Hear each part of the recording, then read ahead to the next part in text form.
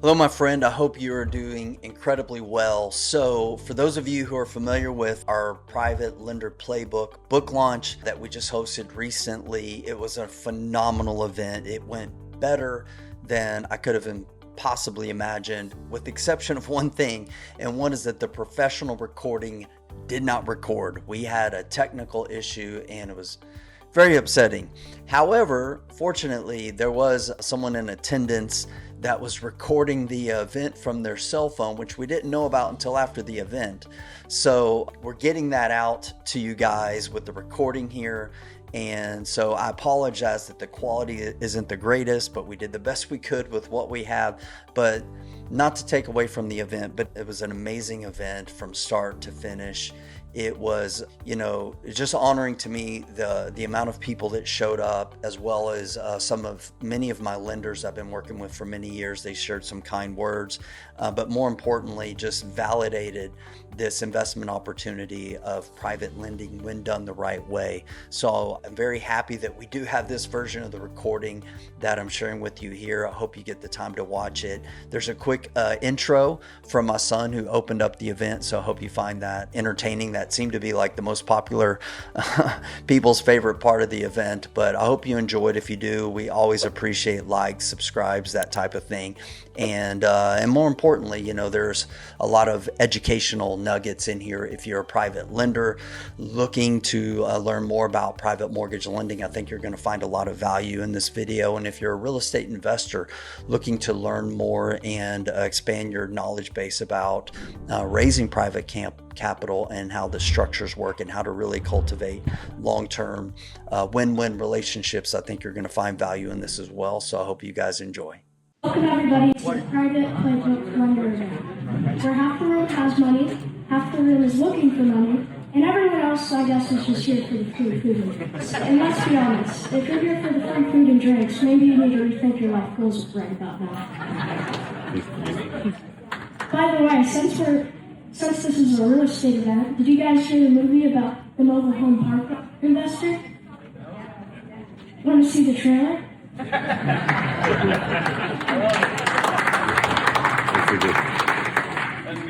Quick story for you. Yesterday I was talking to my friend, and I told him I don't know what HD is, but the doctor said I have 80 of those. What is Then my friend asked me what ADHD means, and I said, attention deficit. Quick pop quiz. Do you know what they call a house flipper that can't raise private money? I don't know, probably a burger flipper, because they ain't flipping any houses if they can't raise money. Well, I run out of jokes, so I guess I'll bring up the next speaker. I think a few of you may want to hear what he has to say. Welcome my dad, Brent Phillips, everybody. And we're at a place in, late 20s, going into our 30s. And I'll be honest, I was really financially illiterate. And, things change when you get married, you have children, and then the world kind of shifts a little bit.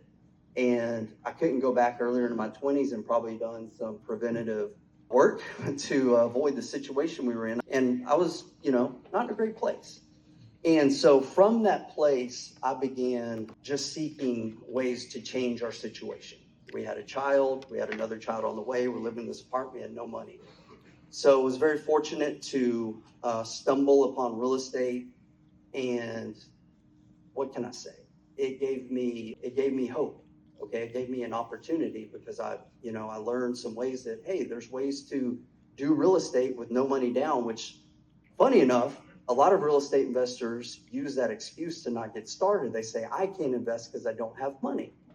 So I always like to turn that question turn that statement back when I talk to investors, and I say, that's funny, because that's exactly the reason I got into real estate, because there was this creative side of it. So when I first began that first year, armed with reading a couple of books, a couple of networking events, a little Tony Robbins mixed in, I went to Walgreens or CVS, I can't remember, and I bought this poster board. I put it on my wall because Tony Robbins said I need to set some big goals and take massive action. So I remember like it was yesterday, I got this board and I said, I'm going to do 10 deals this year. Specifically, I was going to buy 10 rental properties. Keep in mind, no money, no experience, full-time job, working long hours. And my wife, after I shared that with her, she responded with, how are you planning on doing that again? And my response was, I have no clue, but I think I can figure it out. And I'm gonna, work my tail end off to figure it out. So long story short, end of that year, closed on my 10th rental property while working a full-time job and doing all these things. And a lot of creative stuff, a lot of work, a lot of hustle, those types of things. So then year 2 of my investing, I'm still working a job, and I began putting together some small partnerships. I knew nothing about the concept of private money at that time, but I knew some people that were interested in what I was doing, so we continued on buying some rental properties. In the following year is whenever I learned about private money. And I was very fortunate. I remember the exact moment when I learned about what private lending was. We were at Einstein Bagels, and someone dropped the Real Estate Investor magazine down in front of my face on the table and said, look at this guy. And there was a younger guy than me, he was in his mid-20s, raising a lot of money, private money, doing deals. And I'm like, I didn't know this was a thing. So took that information, took that magazine, and started working on talking to private lenders, began doing a few deals with private lenders here and there.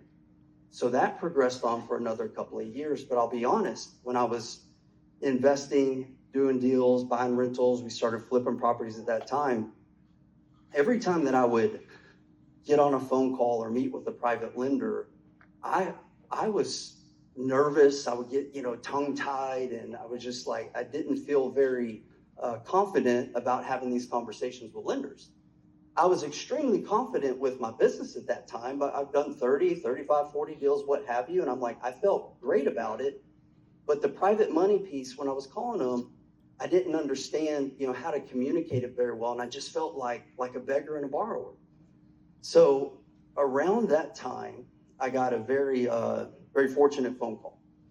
And it was an investor who partnered with me to buy a handful of rentals the year before.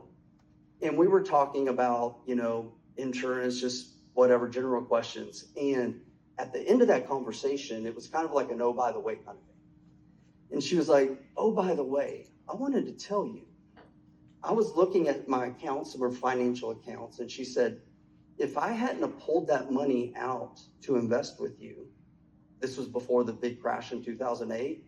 She's like, if I hadn't have pulled that money out to invest with you, it would have been devastating to me. So I just want to thank you for calling me and giving me this opportunity. Like, I'm extremely grateful. And I was like, yeah, thank you. Hung up the phone, going about my day, my business, and I'm a little slow at times, okay? So then the light bulb came on, and I rather than feeling like a lack of confidence, I began to feel a little bit of guilt. Because back then there was so much doom and gloom, right, in the news, people not sure who to trust, what to do when it comes to investing. And I'm like, I found something that is really, really great. And I don't think a lot of people know about this or how to do it the right way. So that essentially was something that spurred, right, my, really moving into private, raising private money, talking to lenders, building relationships. And around that time as well, began getting asked to speak at events and networking events. We're doing some boot camps and things like that. And I was just like, enjoying speaking. And well, like I said, when I was a kid, you did not want to put a microphone in my face. I was as shy as could be. But then when I got invited to speak, I'm like, that was fun. I enjoyed sharing and caring or helping people. And so from that point in time, it really just turned into like, you can't go wrong helping people. And at that time, I was working with a local self-directed IRA company, and we put together an event that was called the Private Lender Luncheon. And we were doing that event every single month in the house. Like, we were packing the room. Like, it was a room this size. We were packing that room. And they're like, this is the best event that we have going on. Like, and they asked me to go start doing it in Dallas and Austin, and it was great. But also with that, I realized, like, still, how many people didn't even know about it, because Wall Street, your financial advisors, they don't want you to know about this. And why is this? Because they can't monetize it. It doesn't benefit them. It benefits you They only want to guide you in areas that they can monetize and they can manage and take the control from you. So after meeting a lot of private lenders, having these conversations, and then also talking to a lot of private lenders who are doing it the wrong way, and that's never a good thing. I went and I sat down and said, I think I'm going to write a book to get the message out everywhere, just to help encourage, like, teach people that this is there. So that's what brought about the first Private Lender Playbook. So which leads me to the next question. You guys like, okay, why did you need to do it again? So there's a few reasons. So the last book, it's been about 8 years since the last book came out. So in the last 8 years, a lot has changed. A lot has changed. One is, my experience. Like, we've done hundreds of deals since then. Progressed from just doing single family. Now we're investing in mobile home parks. We have RV parks. We've done several land syndication deals. There's my partner, David. David, say hi, everybody. Some of our investors here never met David. He's our partner in the deals.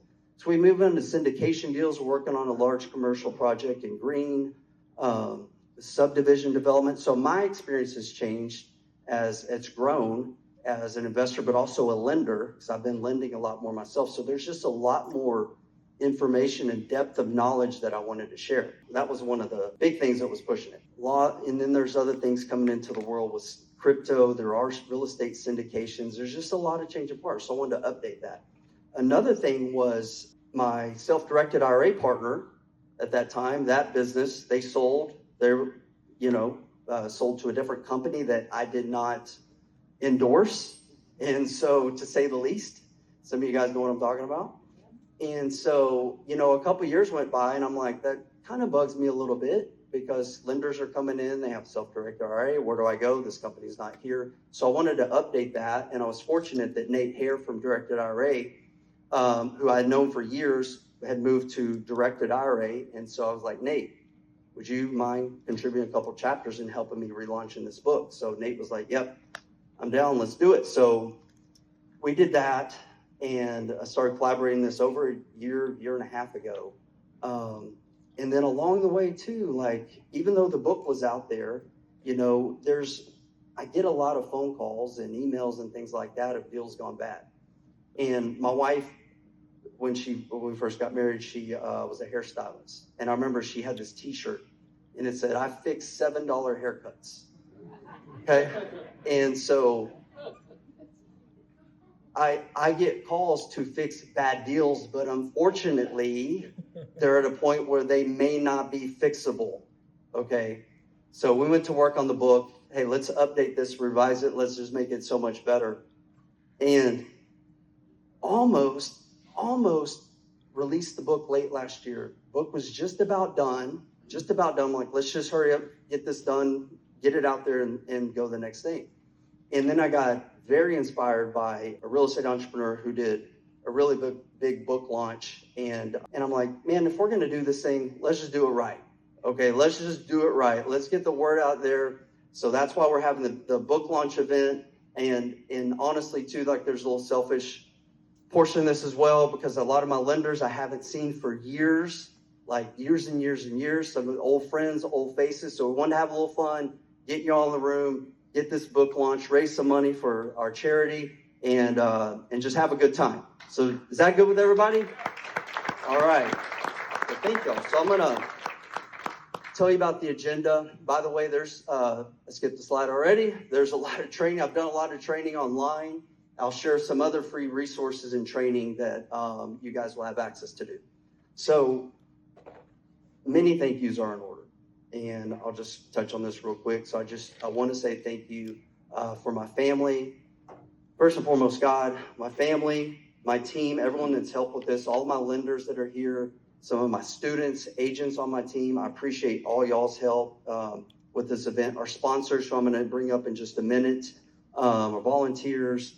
And none of this would be possible. And I didn't think he was going to make it tonight. But without you, my friend, none of this would have been possible. So Jack, I just want to say thank you.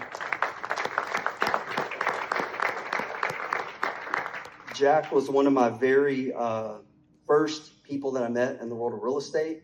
And when I started going to networking events and events and things like that, and we became fast friends, and he's just so much smarter and wiser than me, and he just helped and he shared and gave me some marketing tips here and there, and has a publishing company, and there was the first book. He kind of helped and supported me. So thank you guys, because I wouldn't be here without this man right here. So thank you. I sold you 2 of those houses you had. What's that? I think I sold you 2 of those houses. Probably more than that. And I used to buy houses from him. We partnered together and did some rentals, and there we go. So thank y'all for coming tonight. Is Steve here? Where's he at? All right, I'll holler at him in a minute. So thank you. All right, so let's go through the agenda here. So here's the agenda. I'm going to bring the sponsors up in just a minute. They're going to share briefly their services for you guys who are lenders, your investors.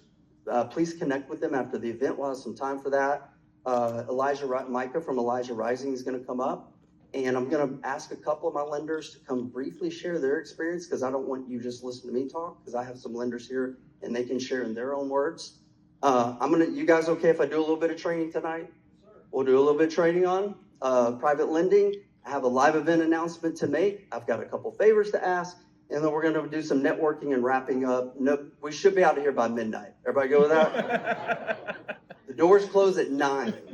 So I may have to, I know how some of you guys are at these events. I'm going to have to kick some of you guys out. So there'll probably be no food. There may be some drinks left, but we do have to get out here at 9. So that's the agenda for tonight.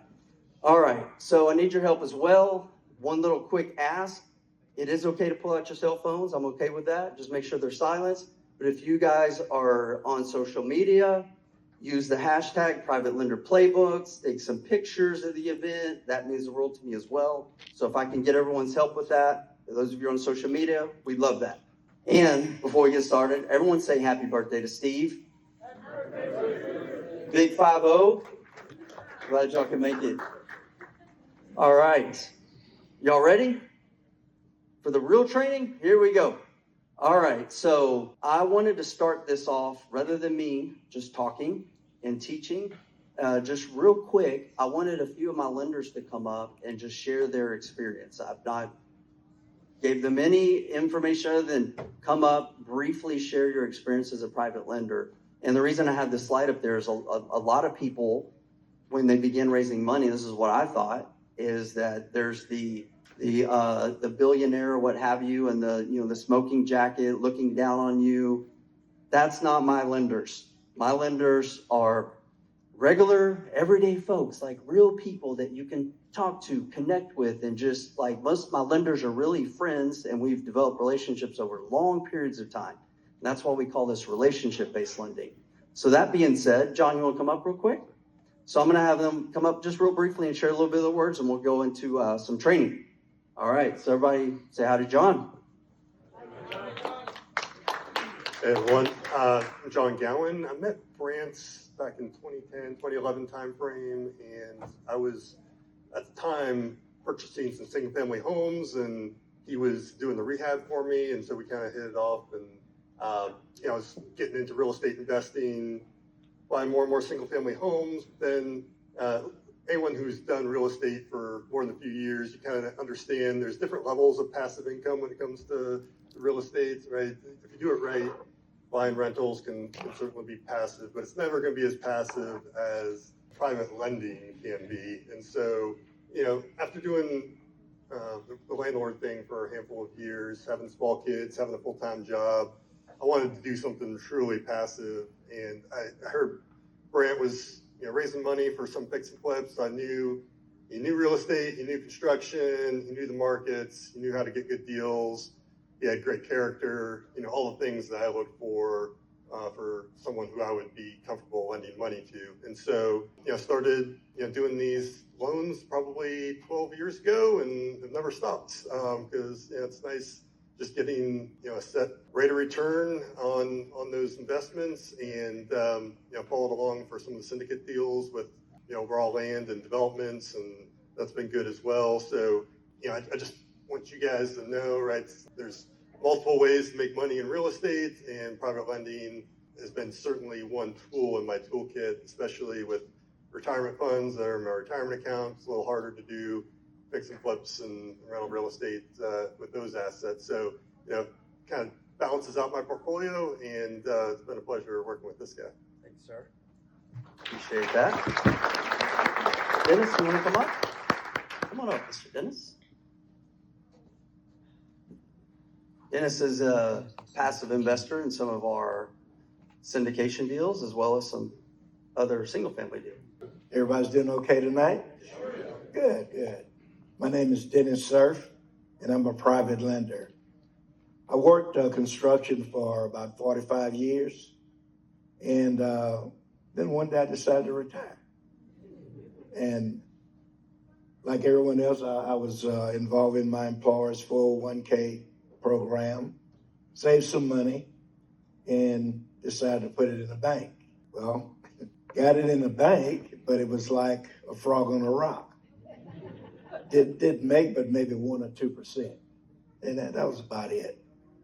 So I had to figure out a way to, to get some more income, or at least to compensate for it anyway. I got in contact with a friend of mine. As a matter of fact, his name is Jack too. Who's Jack up here?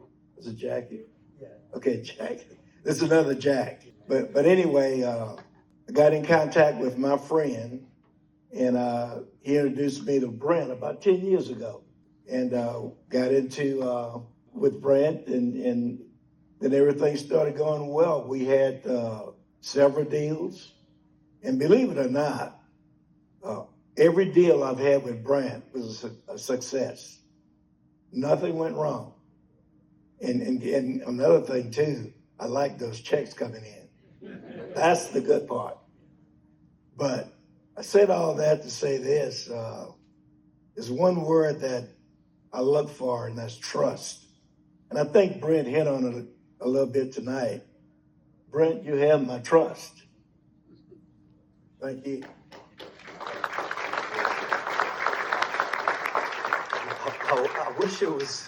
I wish it was true that everything just went great and peachy all the time. I do my best. I do my best when things do go wrong and deals do go bad. I don't feel the need to tell my lenders about a lot of those stories because they're not fun. Even whenever I've taken some big losses, my lenders haven't. I'll talk a little bit more about that later, but it's not all sunshine and rainbows. Okay, I've had conversational lenders and like, hey, we got our money back. Deal went great, right? I'm like, no, I lost my, what, but that's okay because I honored my word, and that means a lot to me. Tom, where are you at? Did you want to come up? I don't know if you responded to my text earlier. Did you say no? Oh, okay, making sure. Okay, Brent talked about the stock market early on, and with a quick show of hands, how many people here are active in the stock market?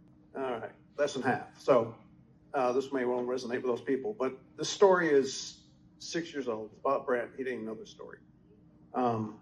Anyways, so I got in the stock market back in 1984 with the very first paycheck. And I believe in the stock market with all these people, whether you have a 401k or active in the stock market. I've been up to the ups, I've been through the downs.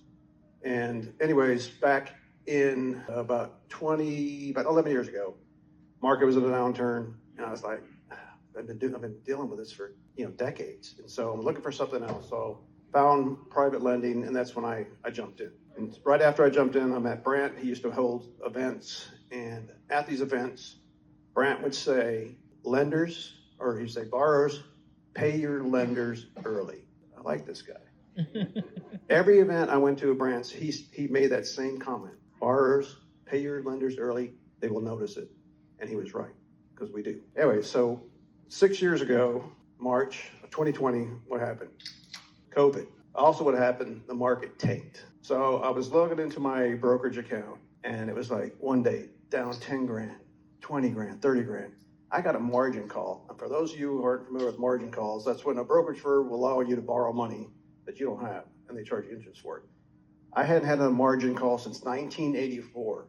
And here we are in 2020, and I'm getting my first margin calls every day. And I am panicking. Not only does Brent know this story, my wife doesn't know this story. So I was like, oh my gosh, what's going on? Thinking the world was going to end. But it was March 22nd. I go in to log into my laptop, and I get this message from Brinks Bank. a payment is being sent. It was like $1,350.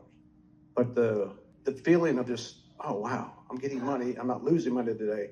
And it just was so much relief that through this whole turmoil that I was dealing with on a daily basis, finally got some very good news from Brant. So Brant, thank you for getting me through COVID and for curing COVID. Brag about that. Thank you, Tom. Appreciate it. Last and certainly not least, would Ron and Ann like to come up? Share a brief for you. So Ron and Ann are my very first private lender. Yes. And they're still investing with me, so hopefully that says something. Yeah, it does. You coming up or not? You're just gonna be back. You gotta come up, Ron. Can you tell who's the mouth of the family? If y'all are looking at this little thing on your thing, we are the Ron and Ann. I wrote that, so in case you're wondering who they are, it's us. Meant every word of it then, still mean every word of it now. My background was real estate, both sales, I owned a couple of title companies, so I really understood lending. One other yell out I have to do is we would not have the lovely life we have now. We hadn't had Jack meet us at one of those promos, and he was in a pair of cut-off shorts, thongs. They were thongs. And he gets up there and he's pitching a deal. We're at one of these meetings, you know, where they pitch their deal. And he pitches his deal. And I look at Ron, he looks at me, and I go, I don't know, there's just something about him that seems real honest. Let's go talk to him. So we went and had lunch, and we lent you money. And then you went eventually on to other things, and you bequeathed this young man to us. So we were kind of given to him as his private money. When he asked me to say a few words, I thought, well, I don't even know how many loans we've made, Grant. So I had his people check it out for me. We've made 89 loans to Brant and reinvested the money, etc. So if you talk about that, that's a lot of money. He said there's been some bad deals for him, never for us. He had a couple of deals that I knew were tough on him. He never missed. He always pays his lenders back. So he's got a track record with us that is undeniable. I'm just saying private money lending has been a godsend for us. We had a Quest account. Sounded like a good idea. Went to the little meetings and nothing was said that made any sense. However, because we found out about private money lending, one thing we like. I hate banks. Anybody else in the room hate banks? I hate banks. Ugh. And I didn't want to be involved in any banks. And now I'm a banker, I guess technically. But I'm a banker with soul. And that's the distinction. I like knowing how many people are living in a beautiful home or leasing, or they're in a home with their family and their kids. And we help do that. And that's really the important thing. Okay, so there's a lot of, for you real estate investors in here, there's a lot of nuggets I hope you're going to get from tonight. So I did not coach any of them to say anything. So I appreciate your heartfelt words. And if anything, I believe that it's more of an endorsement about this investment opportunity, right? Because there's many real estate investors in this room that are doing business the right way. And so what we're going to do is I'm gonna hit the slides wrong yet again, and I'm gonna go some training from you guys. So I'm gonna go a little quick, but it's really important. So if you get a little lost, if I go too quick, don't worry. I've put a lot of work in, not only to the book. Okay, so hopefully everybody's gonna read the book, right? What's the statistic? People read like 5 or 10 pages when they get a book, something like that. Most 80-90% of people. So hopefully you guys read the book. But if you're like, Brand, I don't like to read books, that's okay. We've put together a resources page. Oh, here we go. So privatelenderplaybook.com/resources. Have put a lot of time and energy and effort into this page. By the way, there was little bookmarkers out there. If anyone who got a book, get a bookmarker. It's got that and some other links that I'm going to share tonight. So on the resources page, what is this thing doing? Maybe it's me. On the resources page, there's a lot of video training, okay, that goes kind of step by step in much greater detail. Some of my private lenders I've interviewed. I'm adding interviews onto this, so this will continue to grow. We have Nate Hare talking more in depth about investing with the self-directed IRA. We've got spreadsheets, templates on how to analyze deals.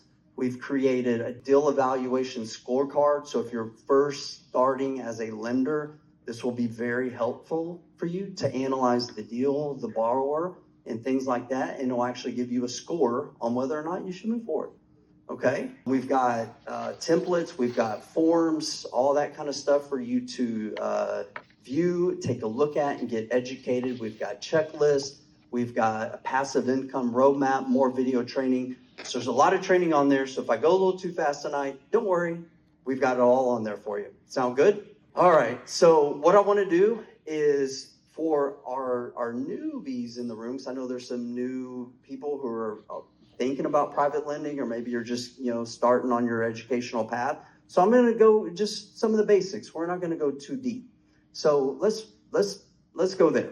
So what is private lending? So very, very basic, 101. It's capital or money loaned to a real estate investor from a private individual rather than an institutional lender or a bank. Like Ann said, like you are now becoming the bank as a private lender. And the lender is going to earn fixed, predictable returns, like Tom hit on. Like there's a difference in like, what is it going to do tomorrow? We're going to a war, interest rates, all this kind of stuff. Like, no, it's predictable. It's predictable. And the investor, and what does it do for us as real estate investors? It allows us to quickly fund our deals without a lot of the lag from a bank. Because if you're a real estate investor, you're buying a distressed property, those of you who aren't in the business or don't know these things, like it is impossible to flip houses essentially working with banks. So banks, yes, money is cheaper, but it's slow, and you can't build your business that way. You can't even get deals done with banks. Then on the other side of it, you've got hard money lenders, which are super high interest rates, points, origination fees, and they also have added a lot of red tape to their deals. Not that red tape's bad, but if it slows things down, and what private lending has done is essentially filled that gap. Okay, so it filled that gap, and whenever I first discovered it, I'm like, this is a game changer. I could begin eliminating the banks out of my life. On the most part, we still use banks on long-term refinances and things like that. But on our monthly business, when we're buying 2, 3, 4, 5 houses a month, could not do it with banks, period. So lenders helped us solve that problem. Why is it different? Okay, some of my lenders hit on this.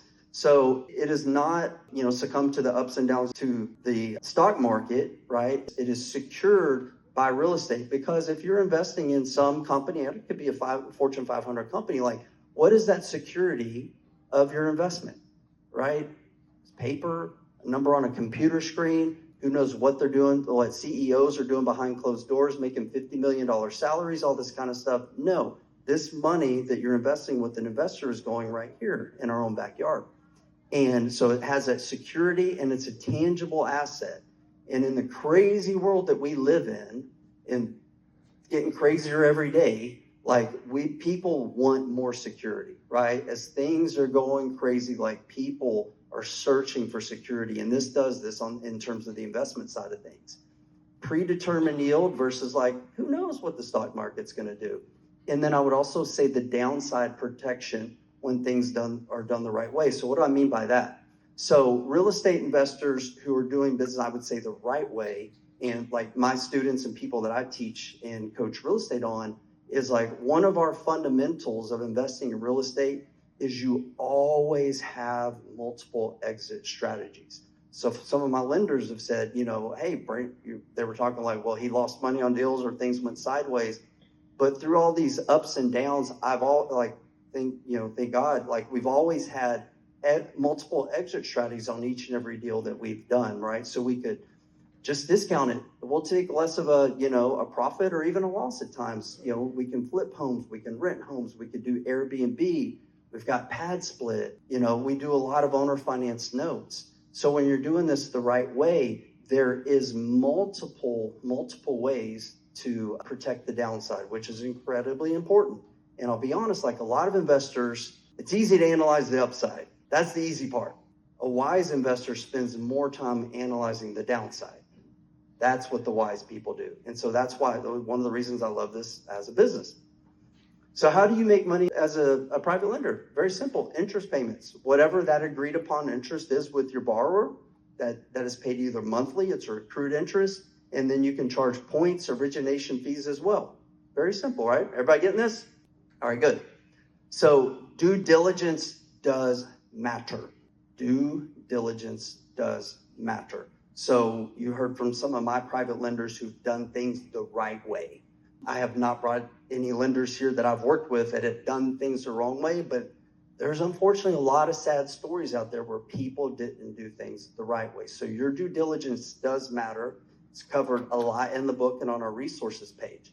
So what do you need to analyze? I say this a lot. So the deal, there's the deal and there's the dude. Those are the two most important things, the dudette, right? So you have to understand the deal that you're investing in, and, you know, encourage you guys, if you're just new to this, like, read the book, get training, because one of the golden rules of investing is you never invest in anything that you don't understand. So make sure that you understand it. And that's also why single family real estate is such a great investment, because it's easy to understand. Oh, you can flip it, you can rent it, we're buying it undervalued. Like, there's equity there. So that's easy to understand. And usually if you understand something, it's simple, then you can scale it. You can do it over and over again. If it's complex, complexity usually kills. So if something's a little too complex, probably say no to that, right? And look for something that makes sense. The deal could be short-term, long-term. That would be to your liking. You get to determine whether you want to invest short-term or long-term, depend on your goals. And you're making sure that you're doing deals or investing in deals that have a favorable risk versus return ratio. And this is incredibly important. And you guys get to decide that, right? Like, no, there's a little too much risk in this one. Pass. There's a lot of very wise lenders will say no, no, no. Yes, this one works for me. I will say yes. Tom, have you ever said no on any of my deals?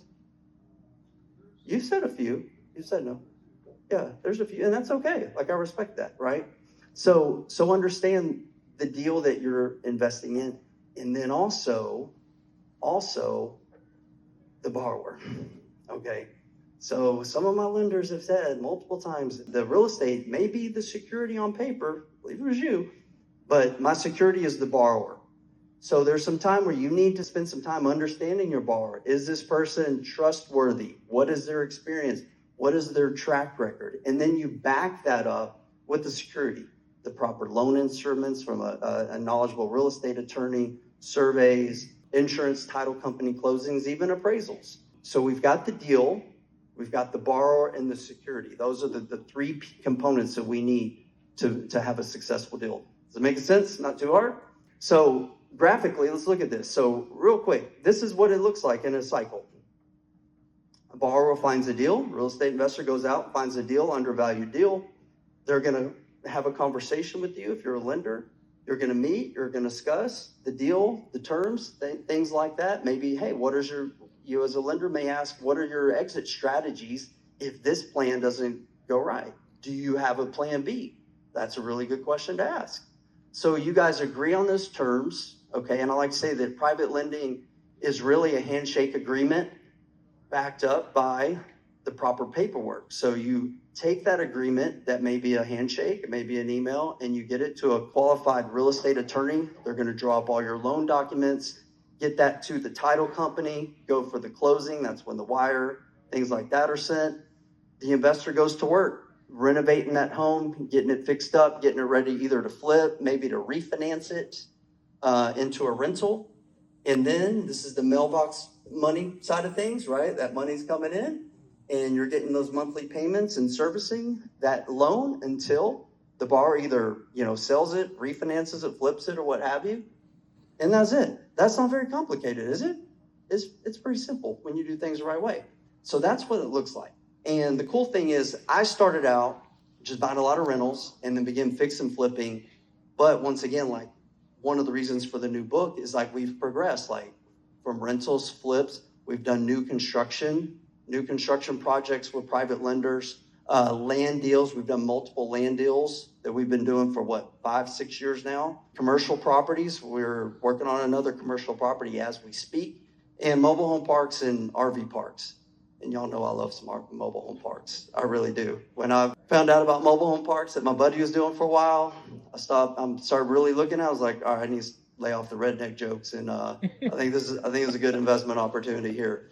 And yeah, so I love my mobile home parks. I love my mobile home park people. Not all of them, but I really do, because what we do as a real estate investment company, and there's a lot of it shared in this pamphlet, if y'all have a copy of that, is it's affordable housing.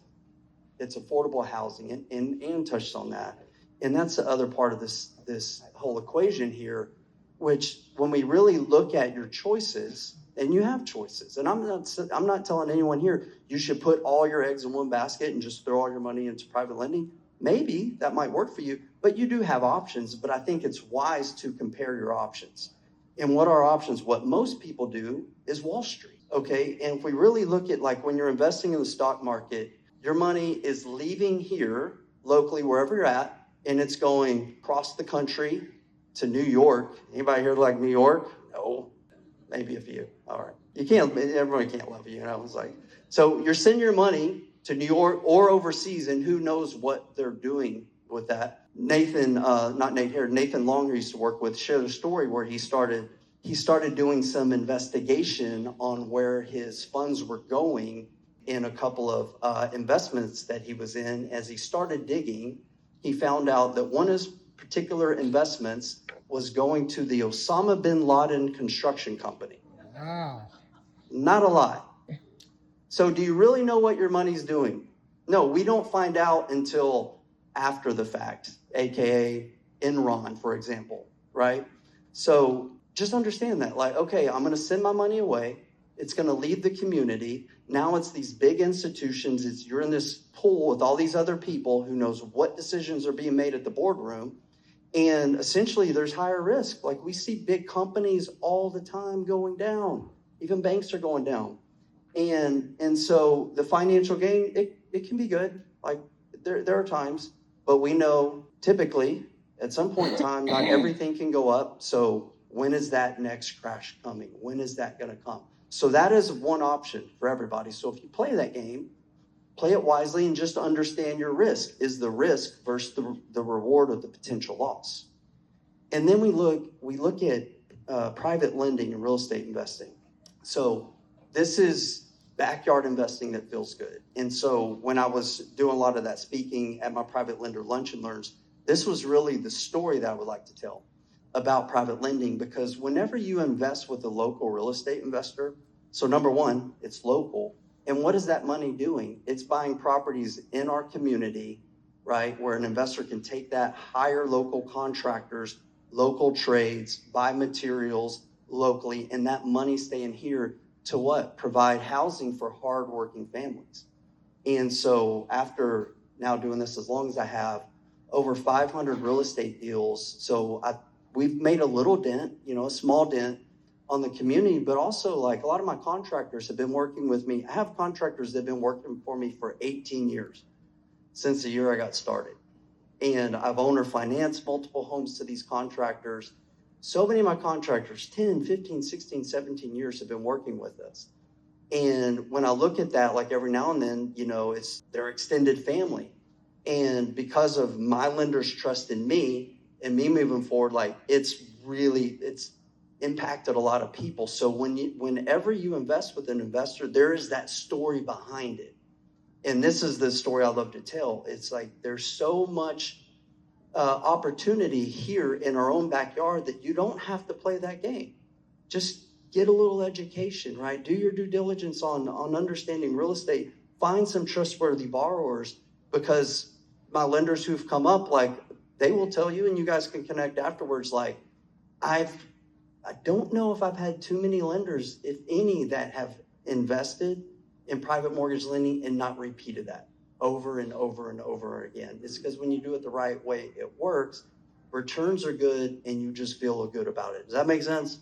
So it's backyard investing that feels good. So you guys want a couple of case studies? All right, so here's a little case study. This was bought as a rental for $82,000. We put about $25,000 in repairs. The ARV was $189,000 per appraisal and the sales price. So our investor was at a 60% loan to value. Is that good? Very good. On a completely renovated home that was a rental. They earned 10% interest plus 1 point at closing, meaning they got 1% of that $107,000. Okay, 1% origination fee at closing, monthly payments. That particular property, we refinanced it around a year mark, put it to with a bank loan, long-term financing, and then ultimately sold it to the tenant. So does this make sense? Does it make sense? Yeah, it's pretty simple. Let's do another one real quick. So this is a loan that I loaned on to an agent investor I was working with.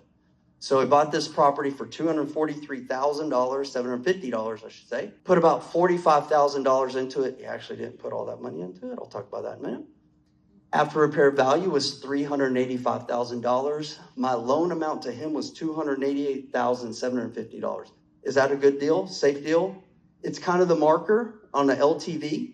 Okay, but I knew the investor, and in terms of a lender, I'm a little bit different than some of you may be, meaning I'll lend a little bit more aggressively to some of the newbies, knowing there's a little bit of more risk there, because I like to say you can typically tell the experience of the borrower by what they pay for their money. I'll say it again. You can tell the experience of the borrower by what they pay for their money.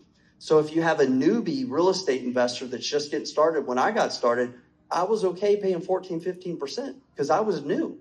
There was a higher cost of capital. But as my experience increased, I was able to raise money at a lower interest rate. And sometimes I'll talk to new lenders and say, what do you pay? I'm like, well, it depends. What do you mean it depends? Well, it depends on the type of deal, and it depends on kind of what other money is available to me. And I'll also like to say this is when it comes to working with private lenders, you have to understand that we have opposing goals when we're doing a deal. Okay, that's kind of the funny part of this. Is my goal, I have a wife, I have 5 children, multiple dogs now, and I've got a lot of expenses. I've got 12 or 13 team members. I've got to pay the bills. So my job is to do what? Raise money at the lowest cost of capital I can. Well, what's your goal as a real estate lender, a private lender? To earn the highest return that you can. And I understand that, but the good thing is we can usually meet somewhere in the middle and both feel like it's a win-win, right? And so that's another good axiom for investing, win-win or no deal. So I lend to some of the inexperienced guys because I can charge more and I'm comfortable taking the deal back if things go sideways. And they do sometimes. So this was a loan that I made to this real estate investor. I charged them 12% interest. I charged them 2 points up front with a 1-year term. Okay, does anyone think the investor would default on that property? There's almost $100,000 of equity. Would he default on that? Well, he did. So it's not all sunshine and rainbows. It's not. Okay, he defaulted on a few loans I had with him. It's a long story. Okay, but he did. So that does happen. But I was okay with it because why? I had what? Multiple exit strategies. So we ended up selling this home. The repairs were not completed. So I still retained some of that capital in my draws. Sold the property to an owner financed borrower. Also charged them 2 points to originate the loan. They put down $40,000 down payment. I charged them 8.5% interest. A lot of our owner finance notes will charge more. We settled at 8.5%. I ended up going to a bank, refinancing my note, getting my cash back, and now I'm earning a very nice return on my investment. It's probably in the 18% range. Does that make sense? So that's why I didn't want to just show you a couple case studies where everything's great and wonderful, because it's not always. But when you are lending the right way, which it covers it in the book, you can set yourself up to where if things go bad, you can actually do better in many, many instances. Just like I did, you could sell it at a discount. You could put a renter in, all these types of things. So that's the thing. If you're doing this the right way, you're going to have options. Okay, you're going to have options, but you need to do that in the beginning. So there's just a couple quick case studies from you. So I've been saying this for many, many years. There's going to be a little video playing. I'll let that go in the background. one of my assistants, she grabbed a couple hundred houses and just put a little slideshow. So that's not the purpose of the slide. The purpose of the slide is what you see up top, left. And it says private money is attracted to two things: good deals and trustworthy people. So when I do my seminars, when I teach other investors how to raise money, I always tell them, I'm like, it's really simple. Because a lot of real estate investors, they make this excuse that money is their biggest problem. And I learned this a long time ago. It's not. It's the easiest part of this business. It's the easiest part of this business if you can just do those two things. Be a trustworthy person. Do what you say you're going to do. Be a person of integrity and combine that with bringing good deals. Don't bring your trash. I see a lot of people, that's a trash deal. That's a trash deal. No, you have to have a trustworthy borrower and a good deal. That's it. It's almost as simple as that. But I've kind of tweaked my message over the years, and I've added a third component, because what I found is that a lot of real estate investors are trustworthy people and they have good deals, but they still can't raise money. And I'm like, what are you doing? So there is some self-promotion that, for my real estate investors in the room, people need to know what you're doing, because you can have the greatest deal in the world. You can be the most of the highest integrity. But if people don't know, lenders don't know who you are, what you're doing, and what you're about, forget about it. You're not going to get those deals funded. So when I teach and speak, that slide on the left about me, I don't really like sharing a lot of times because it's my accolades. And I'm stepping into a room. I've got to like establish some credibility. I kind of call it like, why should you listen to me, or why not? So I put the slide up. Okay, yeah, I've done a lot of things since I've been investing. And but the thing I'm most proud of, period, by far, is that every single loan that I've done, I have kept my word with my lenders, paid them every single penny on every single deal that I've done. And recently, one of my team members, she did a tally, and she hit the 10,000 mark. That was jaw dropping for me. Like, I didn't realize we've paid that many mortgages over the year. 10,000. I don't even know what the final number is. But this is not to like brag or boast or impress, but to impress upon you the opportunity with private lending. And so kind of one of my other goals is, like, in this event, like, to encourage some of you as real estate investors to go out and do business the right way, build your own relationships with private lenders, okay?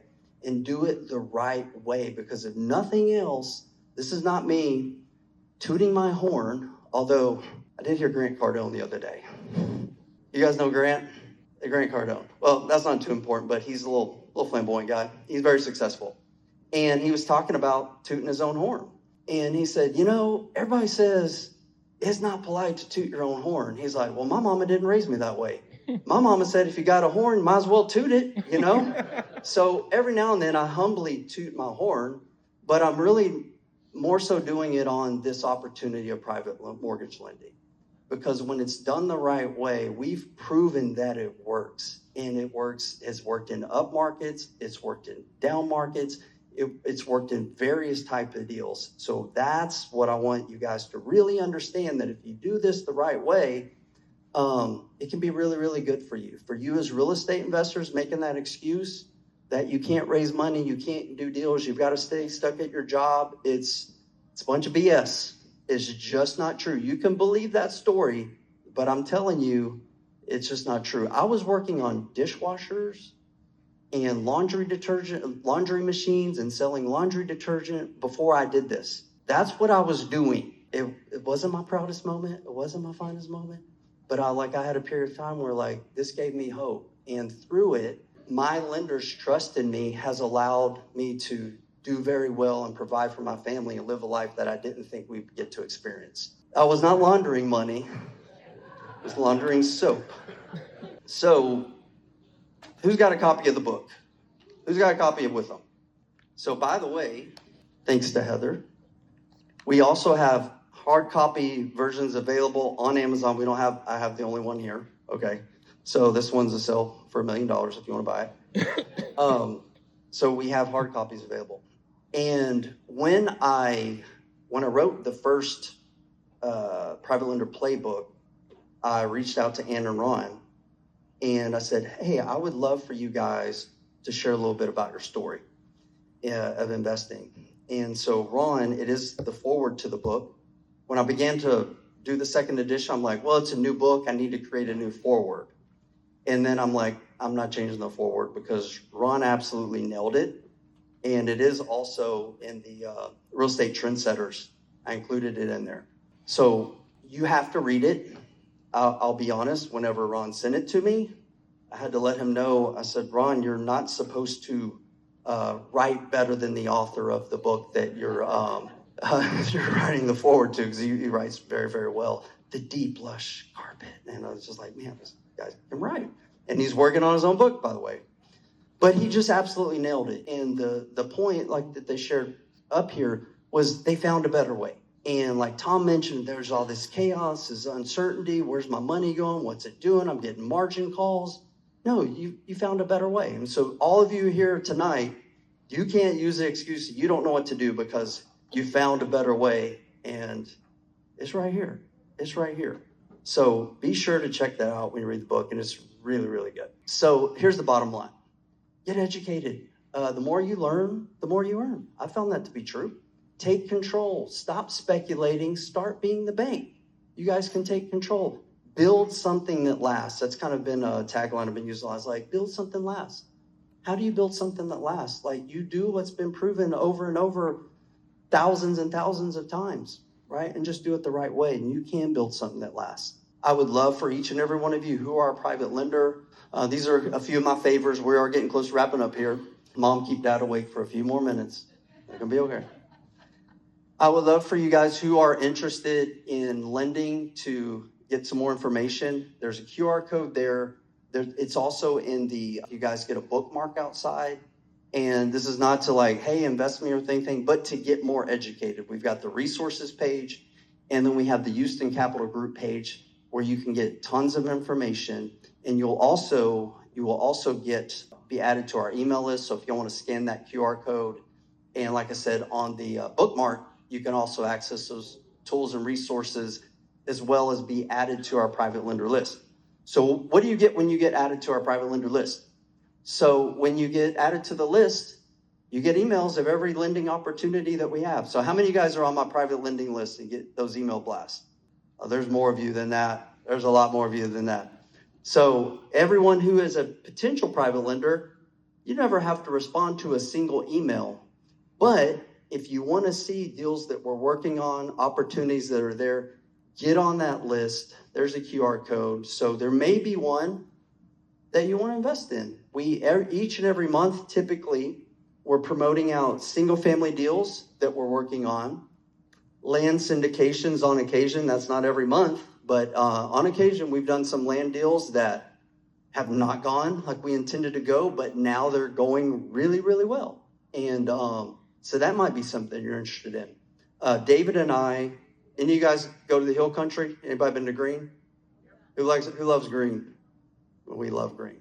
We love some Green. So we're working on a deal right now. It's going to be convert an old we're trying to verify that the building was built in 1856, because we're going to use that all over our marketing. And we're going to turn it into a green. It's almost right across from the Green Hall.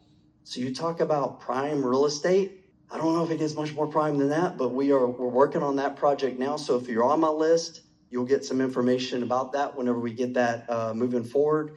And we're always working on mobile home park deals. So if any of those catch your interest, it's something you're interested in, just get the emails, open them up. And if something's interests you, just reply back and say, I'm interested in that. I'd like to learn more. And that's all it is. So I encourage you guys to get on that list if you're looking at lending. So I'm wrapping up and on time. A couple ask. Like, number one is, for those of you who buy the book, actually read the book, we would love your 5-star reviews on Amazon. If it's less than 5-star, not so much. 5-star reviews. We've had that before. Hey, review your book. You hit 1 star, bro. I meant to hit 5. Let's go for 5. If it's less than 5, let me know. And don't let Amazon know. But I would love that. Even if you guys want to open up your phone tonight or tomorrow and start popping those in there.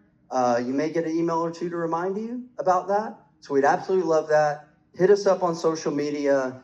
And Ben, cue the music, because I think the Private Lender Playbook book launch, 2nd edition, is a wrap. We've got 30, 45 minutes. You guys network, talk. We've got food and drinks left over. Feel free, mix, mingle. We do have to be out of here by 9 o'clock. So I'll get my bouncers out if any of you are hanging around. But other than that, I really, really, really appreciate you guys coming here tonight. I can't say that enough. It was a bit stressful doing these big events. You know, I haven't done them in a long time. So a lot of work and effort went into it, and it means the world to me that you guys showed up, and I appreciate you guys. Thank you, Brent. Thank you.